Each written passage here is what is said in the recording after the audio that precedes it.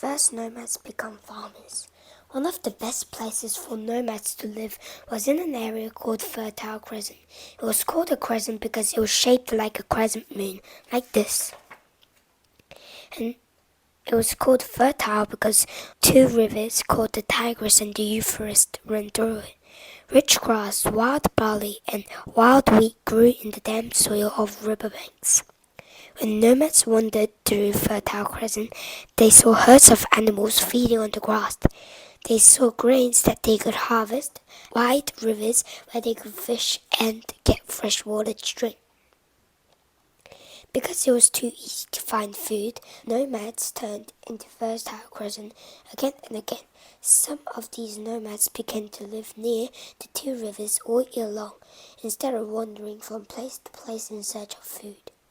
Nomads who settled in Fertile Crescent couldn't just pick leaves, nuts and berries to eat. Soon they'll run out of wild plants to harvest. Instead, they had to begin to plant grain for themselves. The nomads of the Fertile Crescent were turning into farmers. These new fields of grain needed extra water to flourish. The land near the rivers was damp enough to make growing easy, but it didn't rain very much in the Fertile Crescent, and farther away from the shores, the land was dry much for the year. So the farmers learned to dig canals from the rivers out of the fields. That way, if it did not rain, they could bring water to their crops. Today, irrigation machines are enormous metal sprinklers, higher than a house and longer than 3 or 4 semi-trucks. They pump water out of lakes and spray it over entire fields. But long ago, farmers had a simpler machine to get water out of the canals into their crops. This machine was called a SOTW. Early farmers balanced the pole lengthwise on top of a pillar. They tied a weight to one end of the pole and attached a leather bucket to the other. Then the farmers lowered the bucket into the canal, raised the bucket by pushing it down on the way, and then swung the bucket around to pour the water on the crops. SOTW was one of the first farm machines. Farmers had to tend their crops every day for months, so they began to build houses that would stay in one place, instead of living in tents that could be moved every few days. They used whatever materials were around them.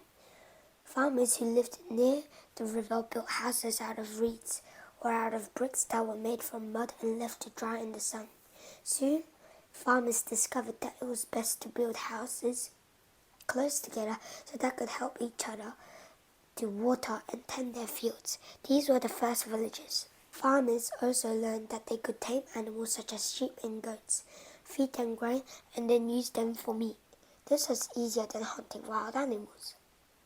Villages were often built around a central pen or field where the tame animals were kept. Some villages was very successful in growing grain and raising sheep and goats. They even grew rich by trading grain, sheep's wool, and animal skins to others for metals, pottery, wood, and other goods. Because they were afraid that they might be attacked and robbed by bandits, they built stone walls around their villages. These were the first cities. One of the earliest was the city of Jericho. Jericho had one of the thickest, strongest walls of the ancient world. It was 10 feet thick and 13 feet tall, with a circular tower on one side so the village lookouts could see enemies approaching. The tower was 35 feet high, taller than a 2-story house. Not long after the day that Tarak catches enough lizards for her mother's lizard stew, Tarak and her family wander into the Fertile Crescent, searching for food. They find plenty of roots, nuts, and berries to eat. Tarak's uncle is excited because he sees large herds of horses and small deer to hunt. But the most exciting thing Tarak sees is a huge river flowing right by her feet. She has never seen so much water in one place in her life. Usually, her family and other nomads only find small pools of water or tiny streams trickling through the rocks. They need water for drinking, so Tarak has never been swimming. As a matter of fact, she has never had a bath in her whole life. Now she can walk right into the water up to her chin. At first, Tarak and her brother are afraid to get into the water. They just squat on the floor and splash each other. But slowly they put one foot and then the other into the other. Tarak wants to show her brother how brave she is, so she wades out almost to her knees. She hears her brother wading behind her. He splashes all over her, so she turns around and dunks his head under the water. He comes up spluttering and yelling. He's never been underwater before. Tarak and her brother spend the whole morning in the river. When they get out, Tarak notices that her brother smells much better than he used to. That night at dinner, there was horse meat to eat. Tarak's uncle says, I met other men a little farther down in the riverbank, but they weren't hunting, they were putting seeds into the ground. They told me if that we put seeds into the ground too, grain will grow right here where we are.